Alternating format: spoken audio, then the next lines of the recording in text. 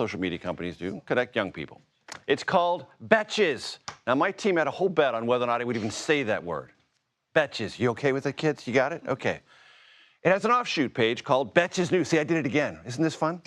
Focuses on engaging millennial and Gen Z Americans, mostly women, with politics and other news. Sammy Sage is here now, and one of the things recently carried on that platform were accusations against now former Congressman Eric Swalwell, and once frontrunner to be the next governor of California, or near the top. Now he's seen all of that fall away because of this interesting relationship. I want you to explain between influencers, things they talked about, things that spread online, and then so-called, and I are one, mainstream journalists stepping in to amplify and solidify what was being talked about. So first, are you familiar with the concept of a parasocial relationship? I am. Okay, so I think that's really at the crux of this story is that creators and news influencers, whatever you want to call them, there is a relationship that's built with the audience that enables essentially really anyone to feel a sense of trust and a sense of knowing in a way that I think people don't necessarily get with the mainstream media. There isn't anything hierarchical about it. They feel part of the same mission or the same ethic or the same cultural values, so they can talk to you. They feel free to talk to each other and exchange things. Yeah, I mean, sometimes you'll literally be DMing with someone privately. You know, you meet people they recognize you on the street, and it's also you don't start with 100,000 followers. You start really small. So if you've been with them for a long time, you really have a sense of, I know this person, I know what their values are like, and I think that, you know, it's no surprise that Americans have pretty low trust in, quote unquote, the mainstream media, and we can parse what that means. Right. But what I think that actually comes down to in practice is that there is this sense that accusations against Swalwell, and I think especially in D.C., which is where a lot of this came from, because a lot of this was with sort of work connections or people in the Capitol.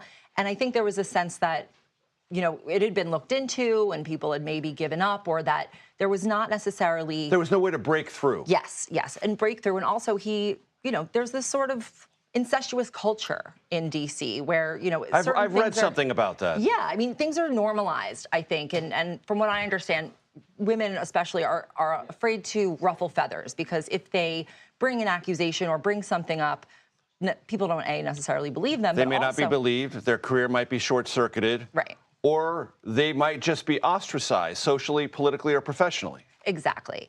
And I think that what happened here was that this relationship with, in this case, it was two creators who had originally kind of gotten this off the ground. But one of them, a friend of mine who you had mentioned, I had spoken to her and posted it, is that she had heard these rumors, and she had heard them from enough places and had them confirmed to be that there was some validity to them by a sitting congressperson.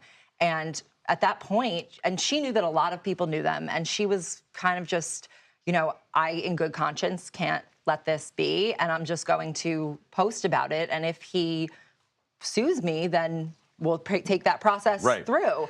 And that really started a And then snowball into this effect. process stepped mainstream journalists who worked on the story, followed it, confirmed it, published it, and then things really took off. Yeah. So is this a new paradigm possibly between influencers and the so-called mainstream media? I hope so, because what happened there was, these accusers who knew these online personalities. It still wasn't just, okay, we're going to put it out there because we know.